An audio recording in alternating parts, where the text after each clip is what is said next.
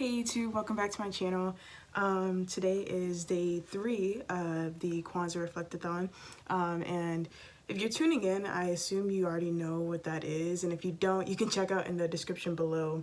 But it's essentially I'm uploading a video every day to respond to whatever is the like Kwanzaa word of the day, and today's word is Ujima, which is collective work and responsibility. And for this one, I actually had trouble like thinking of a book that represents this or reflects this, and I think that is pretty like reflective of the like American experience I've had, because I don't think the U.S. is we're not a collective society like by any means. And like we just sort of care about ourselves and care about like, you know, like building up our own like careers and like money and wealth and whatnot. So yeah, we're not really a society that like thinks about, oh, like it's weird for us to, or at least for me, like I'm not someone who was raised to like know my neighbors or to get to know my neighbors. And I just thought that was interesting. But anyways, the book that I chose for today was Pet by Akwaeke Emezi. This is officially an Akwaeke Emezi stan account, if you didn't know. Akwaeke Emezi uses they them pronouns and is a non-binary Black Nigerian author who writes really amazing books and has a book coming out next year as well, I believe, and a poetry book coming out in 2022.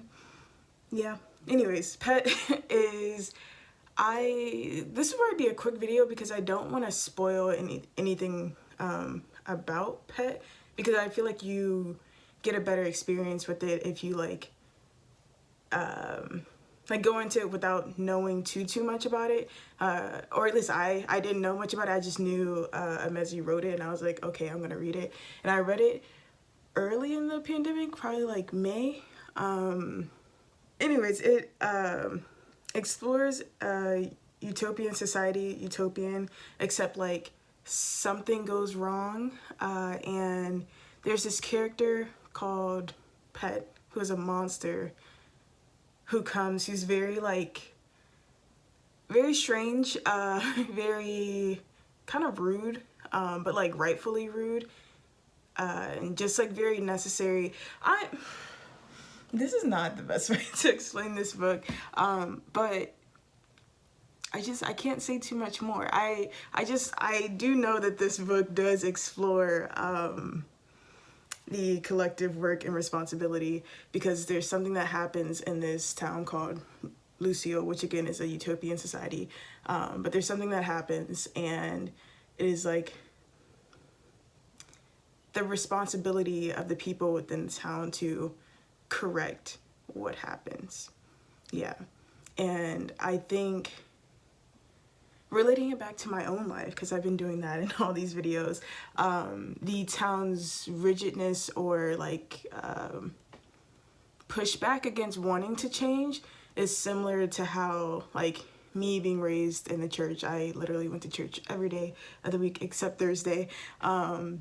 It felt similar to that, because like there was not a time when you could be like, there was not a time where you could like say anything against the pastor or like the deacons, or like whatever they said was just like God's word. It was just factual, it was just true. And so you could never like speak out against them or like prove them wrong, even if like things were going wrong in the church. Even if you disagreed with how they were doing things, there was never space or opportunity to like go against the church, because it's just like then you're not that you're considered a bad Christian, but it's just like it's not your place. And especially me, like being perceived as like a woman or like a little girl in the church, like there was never, even like 15-16-year-old me, I could never, you know, put in my 2 cents to the pastor or to the elders of the church, because that it just was not my place. And I feel like Pet sort of goes through that same situation. Obviously it's not a church, but like similar situation. And I wrote some notes here. Oh, this collective work and responsibility also reminded me of how it's our responsibility to like hold each other accountable, and making sure that we're holding each other accountable for the harm that some people may cause. And when we're doing that, like to make sure that we actually do that and not just like sweep things under the rug or just sort of dismiss or not believe people because of their like status or because of their age or because of whatever identities they hold, like just believing people and what they're saying. I feel like maybe that was even a little spoilery. I don't know. Anyways, that is my video for today. Go ahead and comment something pink, like a pink heart. The pink hearts are literally my favorite emoji. Like the pink hearts with the little I'll put it on the screen. They're my favorite emoji. Okay, have a good one, y'all.